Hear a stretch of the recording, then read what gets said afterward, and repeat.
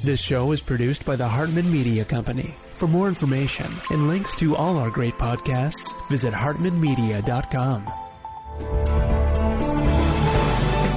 Welcome to The Commercial Investing Show, where we analyze, explain, and exploit the opportunities presented in today's commercial property marketplace.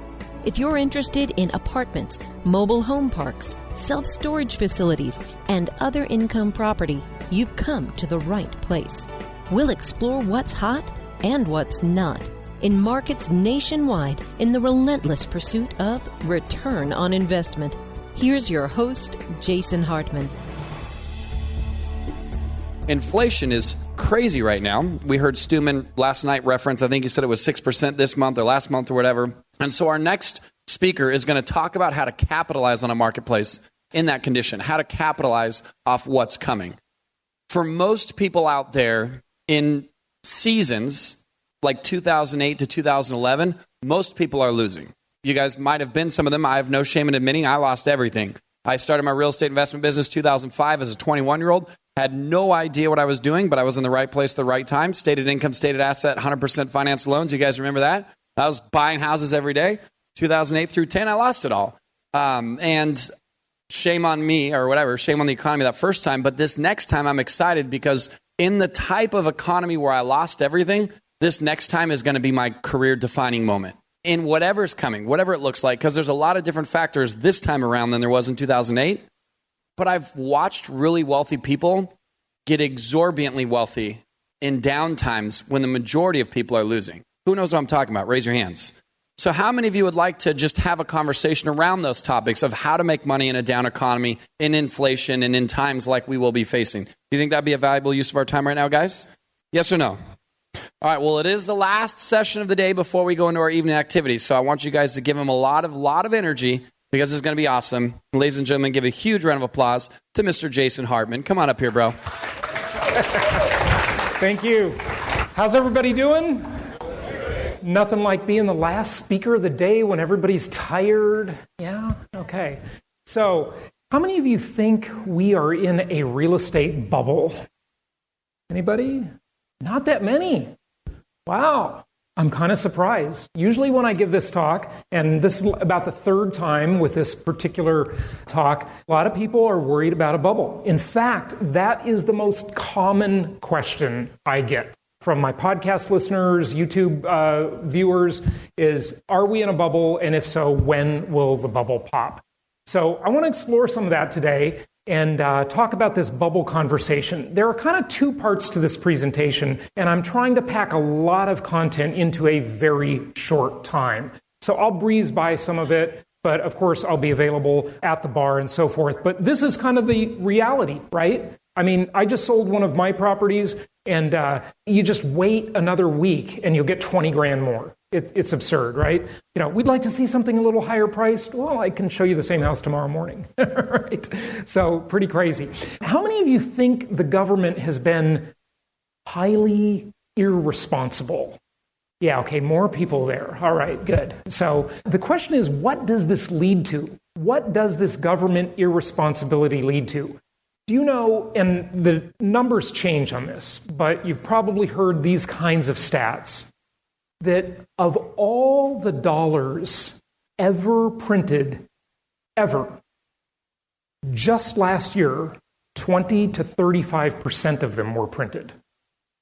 Of all the dollars in existence, last year, 20 to 35%. I hear conflicting numbers on this, but it's truly amazing.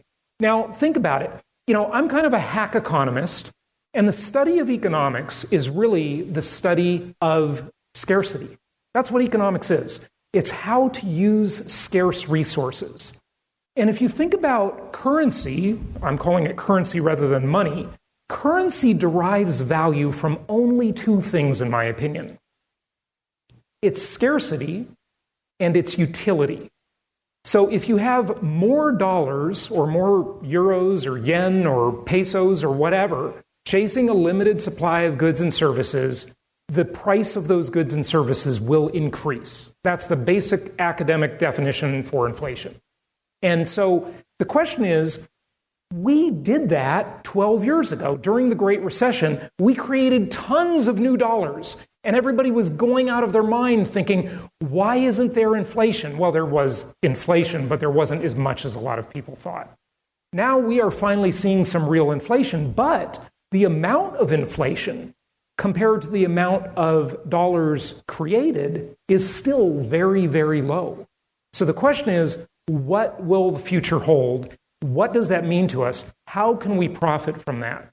And I hope to share that with you today. Okay, so the government is in a mess. I've identified 6 ways the government could get out of its mess. What does it do to become a financially sound government again? Well, one thing it could do is default on all its promises. It could simply say, you know what, sorry, we overspent. Reagan had this great quote. He said, to say that the government spends like drunken sailors is an insult to drunken sailors. Right? And it is. It's absolutely ridiculous. So the government could just default. It could just say, sorry, no Social Security. We're going to have to lay off a bunch of government workers. We're going to have austerity. Well, what happened when they tried that in Greece? Riots in the streets. And that's happened in Spain and Portugal and Italy. And it's, kind of happening all over the world. Austerity measures, not very politically palatable. It could raise taxes, right? Tax the rich, eat the rich. Well, the fact is, the math is so upside down, there aren't enough taxes to raise. You could tax everybody at 100%, and there's still not enough money to solve the problem. Because remember, the problem is much bigger than the amount of debt we have or the deficit we have. The problem is also what's called the unfunded mandates, the promises the government has made into the future. And on my podcast, I've interviewed Lawrence Kutlikoff a few times. He's an economist. And he's done probably the deepest studies on this. And he says that the problem that most people call of these unfunded mandates, these unfunded entitlements, these promises, is a $60 trillion problem. Well, he says it's a $220 trillion problem that will hit over the next 10 years. So the question is, what do we do about this? It's an absolute mess. Well, we can't raise taxes. That won't solve the problem. And raising taxes simply suppresses economic activity. That's been proven over and over again. I know people still argue about it, but they're out of their mind. When you raise taxes, the money votes with its feet. It leaves. It stops producing. There's an old saying, money always goes where it's treated best. That's why people are leaving New York and California, right? Because it doesn't treat money very well. Well, the government could sell things. It could sell the ports to Dubai. Remember when that was in the news a few years ago? The BLM sells off land regularly. So, there's assets the government has. It could sell. It could steal. It could use the military to invade countries, which basically is the story of history. That's not a new idea. I mean, just study Napoleon, and that's what he did. He was like a burglar with an army, right? This is what history is militaries basically getting resources from other countries. On the good side, technological innovation, right? Biotech, energy, nanotechnology, whatever. If this is America-centric, some new great technologies, this could solve huge problems. In fact, when you think of inflation or deflation, think of it like this. It's like a war, okay, or a boxing match. So in one corner, we have bad fiscal and monetary policy. And in that corner, that causes inflation. In the other corner of the ring, we have technology. Technology is deflationary. Certainly, we've all seen this, right? My first cell phone cost $3,200. And it was dramatically worse than my $1,500 cell phone today. You all know this, right? Technology is very deflationary. The question is, in this war between bad fiscal and monetary policy and the great things about technology, who will win remains to be seen. We don't know yet. A lot of technology has certainly come into the world. It's been implemented. The last speaker alluded to that, right? When he was talking about self-driving cars and Uber and robotics and all this kind of stuff that may well lead to a universal basic income, just out of necessity. No matter what you think about that, I'm a libertarian. I have some very libertarian friends who actually are for UBI, which blew my mind for a while, but it may just be the reality. The most likely thing that'll happen, though, is inflation. This is the best business plan for governments and central banks. This morning, I think it was Cody talking about this. Yeah, it was Cody talking about it. He alluded to the idea of how governments inflate away their debts. Think about it. If you owe $1 trillion to China and the inflation rate is 10%, then suddenly you got a $100 billion discount on that debt. Because when there's inflation, basically that enriches borrowers and impoverishes lenders. And governments and central banks are the two most powerful entities the world has ever known. They have standing armies. They have nuclear missiles. They have aircraft carriers. I don't think you can bet against them. So what do? Well, what if we align our interests with them and we just basically do what they're doing? What if we follow their business plan and we think about how could that enrich us, especially as real estate investors? Because income property is the most historically proven asset class in the world. I bought my first rental property when I was 20 years old, fell in love with real estate. It's been my whole career. And my company now helps investors buy properties nationwide. We do about 500 deals a year, give or take. And we help people buy mostly single-family homes in different markets around the U.S. that make sense. So, I teach this stuff, and then I actually help people do it. That's what my company does. It provides a network of sellers for them to buy properties. And so this is the most likely outcome, inflation. In fact, it's been the business plan for decades. I mean, think about it. Ever since the Federal Reserve was created just over 100 years ago, that's been the game plan. But it became especially the game plan 50 years ago. 50 years ago, something happened, and some of you probably know what I'm talking about. I'll show you a video in a second about that. This really became the game plan. And a lot of people, sadly, are still following the old rules. Okay, so to understand inflation, we need to distinguish between nominal and real. Hey, what's that called? Okay, in 2021, it's a $5 bill. What was it called in 1970? Oh, it's still called a $5 bill. Yeah, same name. Different value, though, right? Yeah, absolutely different value. So that's nominal, in name only. The name of something is meaningless. All we care about is what it will buy.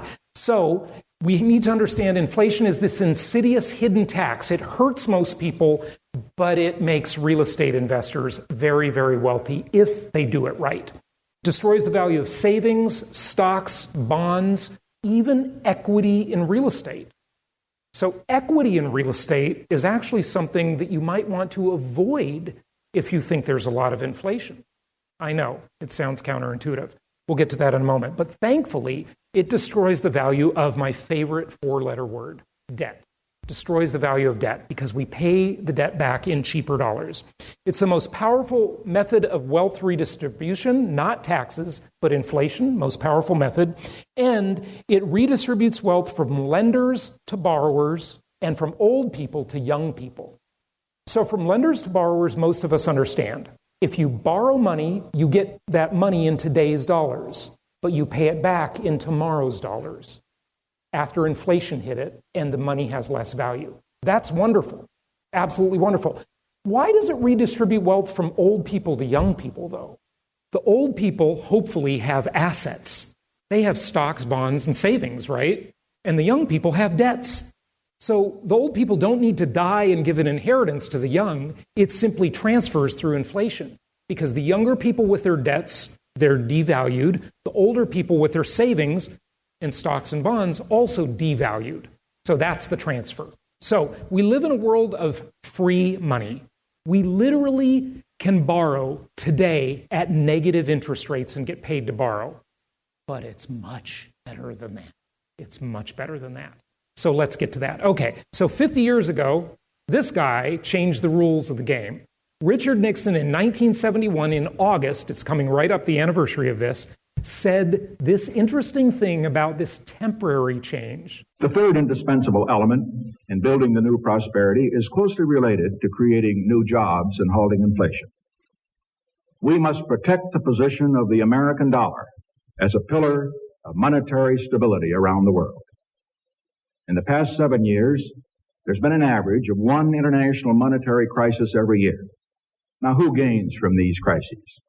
Not the working man, not the investor, not the real producers of wealth. The gainers are the international money speculators. Because they thrive on crises, they help to create them. In recent weeks, the speculators have been waging an all-out war on the American dollar. The strength of a nation's currency is based on the strength of that nation's economy.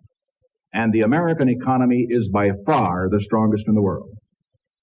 Accordingly, I have directed the Secretary of the Treasury to take the action necessary to defend the dollar against the speculators. I have directed Secretary Connally to suspend temporarily the convertibility of the dollar into gold or other reserve assets, except in amounts and conditions determined to be in the interest of monetary stability and in the best interest of the United States. So Nixon said temporarily 50 years ago, and that's still the deal today. You know, Milton Friedman, the great economist, he used to say there is nothing so permanent as a temporary government program. I love that saying. It's great. Okay, so let's see. So let's talk about a real-life example that happened to tens of millions of people. Don't worry about this wonky spreadsheet. There's only a few numbers you have to pay attention to. I'll go over it with you. So let's go back to 1972, the year after Nixon took us off the gold standard and made the dollar fake news. The dollar just became a piece of paper at that point, not backed by any gold, okay, under the old Bretton Woods Agreement. So in 1972, the median price for a house was just over $18,000. I'll get the laser pointer out here. Just over $18,000. And if you put 20% down, you'd borrow just over $14,000. The interest rate back then was 7.37%. 7.37% makes you realize how great it is today, right? But the house was a lot cheaper. So in 1972, a dollar was worth a dollar because there was no inflation yet. So let's review this house now. Dollar's worth a dollar. The annual payments on this house are $1,211 per year or $101 per month. That's the mortgage payment. But what if you go 12 years forward? George Orwell wrote that great book. You all better read because it's happening, 1984, right? So the dollar is now worth 40 cents, and this 101 payment is now $41. So that fixed rate loan got cheaper and cheaper every year. Everybody was still writing this check for the same amount per month, but the value of the check was lower. Okay, so what? Well, maybe not. So now we get to 2001.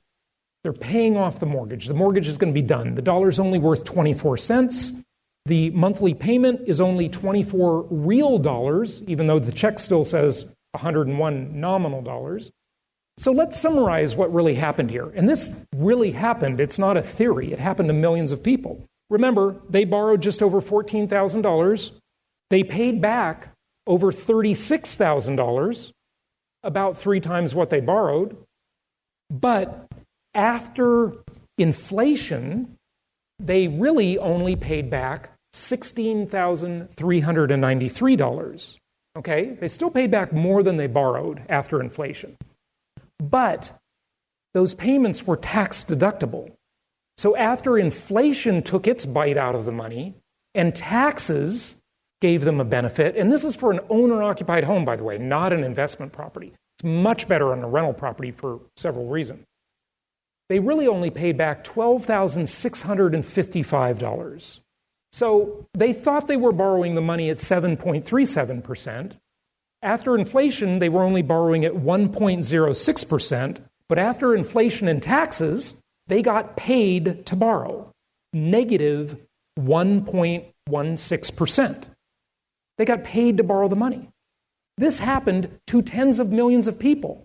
And think about it, on a rental property, I mean, this is the reason debt is my favorite 4-letter word, because I don't pay my own debts. I outsource the obligation to a tenant. You do the same thing, right? We all do that. It's a wonderful thing.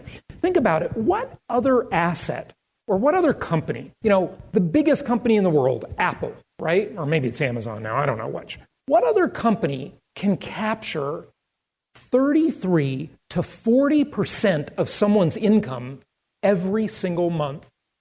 There's nothing that does that except a landlord. So every single month, the first 12 to 15 days of the month, approximately, your tenant is working for you. All of the stuff they do at their job is to help you. Send them a thank you card Pretty good deal, okay? So you get paid to borrow the money. Awesome deal, right? That's called Inflation Induced Debt Destruction. There's way more to it, but it's pretty awesome. So you can check it out. I've got a little free mini book there you can get that explains it more on pandemic investing. Now, the second part of the presentation is this talk about valuing real estate. And the way we can value properties is by comparing them to other things. I think this is the best way to value properties. So first we need to understand there's three basic types of markets. Anywhere in the world, three types of markets. There is a linear market that is steady and profitable. My company helps people buy properties in linear markets, places like Memphis, Indianapolis, many markets in Florida, Georgia, etc. If you're looking at a chart, these are the markets that are boring. Nothing much goes on. They don't make the news. If you're looking at a chart, it just shuffles along here. It's no big deal. Little ups and downs, peaks and valleys, no big deal. But cyclical markets, the ones that get all the media attention, are like the West Coast, right? Where I grew up, LA, cyclical market for sure, where they have glorious highs and really ugly lows. They go up and down like a roller coaster. And then hybrid markets are between the two. So understand three types of markets. Most of the world is a linear market. There aren't that many cyclical markets in the world, if you think about it. So in the US, it's most of the West Coast. It's the expensive northeastern markets. It's South Florida where I live. I live in Palm Beach, cyclical market. And around the world, it's places like Dubai, Hong Kong, London, Paris, places like that, these trophy cities, all cyclical markets. Most of the world is linear, just chugs along and does its thing. So this question is a question I always ask, and my podcast listeners said it's the Jason Hartman question. I obviously didn't invent the question, right? But it's compared to what? And a friend of mine, my buddy George Gammon, he says it this way: is it cheap or is it expensive? And this is how we can know whether we're in a bubble and where we're going. Is it going to keep going up, or are we going to have a crash? So I created a new index called the HCI, the Hartman Comparison Index. And I'm going to share with you just a small sample of it today because we don't have much time. A lot of it is based on something I call packaged commodities investing. And I don't really think real estate is the ultimate investment. I think commodities are the ultimate investment because commodities, unlike dollars, have intrinsic value. They are meaningful regardless of any currency. Every human on earth needs them. And if you think of your properties that you buy as a package of commodities, copper wire, glass, steel, petroleum products, concrete, lumber, obviously, that's been crazy lately. It's up, down, now it's a little down again, but way up still overall. You're investing in packaged commodities. See, all the linear markets in the world have one thing in common, and this is how you can for sure know if you're in a linear market. Is the land really cheap? When you're buying a property, you're buying two things. You're buying the house or the apartment building or whatever sitting on the land, the improvement, and then you're buying the land itself, two components. So if the land value is high, you are in a cyclical market. If the land value is low, like Memphis, where 80% of the value is the structure, the packaged commodities, that's a linear market. So linear markets don't appreciate as much, but they're far more stable and they have much better cash flow. And they tend to be landlord friendly. So if you get a bad tenant, you can get them out, right, and start getting a paying tenant. And they tend to be business friendly. So this is where money goes because that's where it's treated best. Okay, so our rich Uncle Jerome Powell has been changing the game on us, and a lot of people aren't paying close enough attention and they're not doing the right thing. So if you look at a couple of the popular indexes, and I don't have time to go into all these, but the FHFA's HPI home price index is very popular. The Case-Shiller index, obviously you hear about that one all the time. This one has huge flaws. Let me just tell you one of them. The Case-Shiller index profiles 20 markets. Guess what? Of these 20 markets, when there's there's about 400 markets in the US, MSAs, metropolitan statistical areas, well, guess what? Case-Shiller, of their 20 markets, 15 of them are cyclical. How could that be the right thing to do? You can't get the right pulse on the market when, 3/4 of that index is cyclical. Doesn't work. This one is my favorite, actually, the Housing Affordability Index. I think this one is pretty darn good, but it does have a couple of flaws. One of them is certainly that it doesn't account for foreign money in a market. And it doesn't account for non-working people, like rich retirees. So the Housing Affordability Index, pretty good otherwise, but it has some blind spots, okay? So let's look at my index. So let's compare the price of real estate to gold. Now, I'm not a gold bug. I do own some. I own some Bitcoin. I'm not a Bitcoin bug, but whatever. Gold has been considered money for 5,000 years. 5,000 years ago, 1 ounce of gold would buy you a toga and a pair of sandals. Today, it'll buy you a nice man's suit and a pair of shoes. It's about the same. It holds its value, right? That's what they all say, all the gold bugs. But look back to the year 2000, 21 years ago, right? If you wanted to buy the median price house, it would cost you 610 ounces of gold. Today, if you wanted to buy that same median price house, it would only cost you 186 ounces of gold. So that briefcase would be a lot lighter with its gold bars. So, compared to gold, is real estate cheap or expensive? Compared to gold, it's what? Cheap, absolutely. Okay, so what about Bitcoin? So Bitcoin didn't exist 21 years ago, but let's go 10 years ago. 773,000 Bitcoin to buy the median price house. Today, 9.6. And I don't know what Bitcoin's doing, the last few days, but it's about the same, I think. Okay? So only 9.6 Bitcoin you can buy a house. Okay, priced in Bitcoin, cheap, right? Okay. How about oil? The world runs on oil. What if you wanted to buy a house with barrels of oil? Now, here's the reason that we're talking about this. If we go 21 years back, think about it. The last 21 years, you didn't have to store your savings, your wealth in dollars, did you? You could have simply stored it in oil or Bitcoin or gold or many other things. So if you save up and you keep depositing money in your whatever store of wealth, oil, savings account, whatever, for 21 years, and you want to buy a house with cash, say you put it in oil. Well, 21 years ago, 5,500 barrels of oil to buy a house. Today, only 5,125. So it's cheap, right? A little cheaper. It's not that cheap, but it's not as dramatic as the others. Okay, what about orange juice? I mean, really, these are investments. People invest in orange juice. They do this on the commodities market. Well, 21 years ago, 182,000 pounds to buy a house. Today, 286. Priced in orange juice. Expensive. So you wouldn't want to necessarily buy it that way, would you? Okay, what about rice? Rice is the basic food for 2/3 of the planet. 2/3 of the human race survives on rice. 21 years ago, 29,000 pounds. Today, 25,000. So priced in rice, it's cheaper. Median income. How about this one? This won't be so abstract, right? Priced in median income, how many years of the median income does it take to buy a house? 4 years. Back in 2000, today, 4.8. More expensive. But this would be a huge mistake if we consider this to be the way you would value a house. Because people buy a house not on the price, they buy it based on the payment. We'll go into that in a moment. How about a different index? So, the Consumer Price Index is the most widely used measure of inflation, the CPI. You hear about it all the time. And the CPI is a lie, it's understated, it's manipulated, it's bogus, okay? They manipulate it by doing weighting, substitution, and hedonic indexing. And you can learn more about that if you're interested in, like in my book or whatever.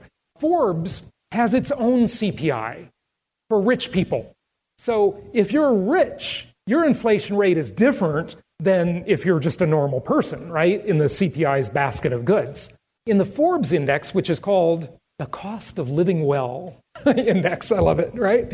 In the Cost of Living Well index, 21 years ago, it would be 130 units of the index. Today, it's only 106, rounding. So in the Cost of Living Well, for rich people, houses are cheaper, for sure. Okay, but it's not about the price, it's about the payment. So let's look at the monthly payment, and here's where it gets really interesting, and it says a lot about where the market's going. So if we take the median mortgage payment of $988, we adjust it for inflation, it's only $777 today. So it's cheaper, by the Consumer Price Index. But wait, the Consumer Price Index is understated. It understates inflation. So if inflation is higher, that means the real value of this payment is lower. Now, there's another index. You might want to write this down because it's far more accurate than the Consumer Price Index. It's called the Chapwood Index. Chapwood Index. Just look it up. It's real easy. And what it does is it doesn't move things around. It just takes 500 items that people buy and averages them. And that's it. It doesn't have weighting, hedonics, and substitution like the government's bogus index. So here, basically, here's the mortgage payment in Bitcoin, 0.03 today, right? And here it is in dollars, but adjusted for the official inflation rate. Okay, so mortgage payment in ounces of gold, 3.6. Now it's only 0.63. So just a little more than half an ounce of gold today to make your payment, whereas 21 years ago, it took you almost 4 ounces of gold. So much, much cheaper priced in gold. Barrels of oil, your monthly payment would be 33 barrels of oil. 21 years ago, today, it's only 17 barrels of oil. Orange juice, well, remember the orange juice one. It's even cheaper in orange juice when you consider it as a payment because the interest rates are so low. 10.7, today only 9.6, but still kind of expensive, but cheaper overall. Okay, what about this one? Shares of the S&P 500. Instead of having your money in a savings account, what if you just stuck it in the S&P over the last 21 years? Well, 11 shares to make your mortgage payment 21 years ago, only 2.8 shares today. So much, much cheaper. How about average wage? 69 hours people would have to work every month to make their payment. Now they only have to work 46 hours, and I'm rounding them off, obviously. Okay, how about minimum wage? Now, most minimum wage people can't buy a house unless there's like a cool lease option deal or something like that on a cheap house. But even minimum wage people have a cheaper monthly payment today. So pretty good. There's the index, okay? There's the median home price, and here you can see it's below 100, meaning in the last 21 years, the price of the house, paying cash, is lower overall. And the payment on the house is much, much lower overall. Here's another way to look at it. The mortgage payment today is $657 cheaper. This is last year's stat, okay? $657 cheaper. So is there going to be a crash? What do you think? When? I mean, these houses have to get a lot more expensive, don't they, to have a crash? Now, obviously, there are other factors, but this is the biggest factor, comparing the asset to other things. That is the biggest factor. So how many people think there's going to be a crash, a real estate price crash, like in the next year? Nobody? Not a one? Okay, 2 years. Maybe, you don't know. I mean, what if interest rates go up a lot, right? Okay, 5 years? A lot more, yeah. That's opportunity, right? But the opportunity is really now. I mean, it's excellent. So there's a lot more on my YouTube channel. Check that out. You've got the pandemicinvesting.com book there. I just want to close with a little poem. This is a very meaningful, quick little poem, and it was written by a guy named Donald Wheel in 1977. 1977, this guy wrote this. And he was a commercial real estate broker in New York City. And I want you to check out his perspective. One of the things I'm constantly saying on my podcast is that people need to have a sense of history. They must listen to old TV shows, watch old movies, listen to old music, just to get a sense of how things used to be. It's so easy to forget that. So just quickly, here's his poem called The Reluctant Investor's Lament. I hesitate to make a list of all the countless deals I've missed. Bonanzas that were in my grip, I watched them through my fingers slip. The windfalls which I should have bought were lost because I overthought. I thought of this, I thought of that, I could have sworn I smelled a rat. And well, I thought things over twice, another grabbed them at the price. It seems I always hesitate, then make up my mind when it's much too late. A very cautious man am I, and that is why I never buy. When Tucson was cheap desert land, I could have had a heap of sand. When Phoenix was the place to buy, I thought the climate was much too dry. Invest in Dallas. That's the spot. but my sixth sense warned me I should not, and that is why I never buy. How Nassau, how Suffolk grew, North Jersey, Staten Island too, when others called those sprawling farms and welcomed deals with open arms, a corner here, 10 acres there, compounding values year by year, I chose to think, and as I thought, they bought the deals I should have bought. The golden chances I had then are lost and will not come again. Today, I cannot be enticed, for in 1977, everything is so overpriced. The deals of yesteryear are dead, the market's soft, and so's my head. At times a teardrop drowns my eye for the deals I had but did not buy. And now life's saddest words I pen, if only I'd invested back then. Thanks, everybody. Happy investing. Thank you so much for listening. Please be sure to subscribe so that you don't miss any episodes. Be sure to check out the show's specific website and our general website, hartmanmedia.com, for appropriate disclaimers and terms of service.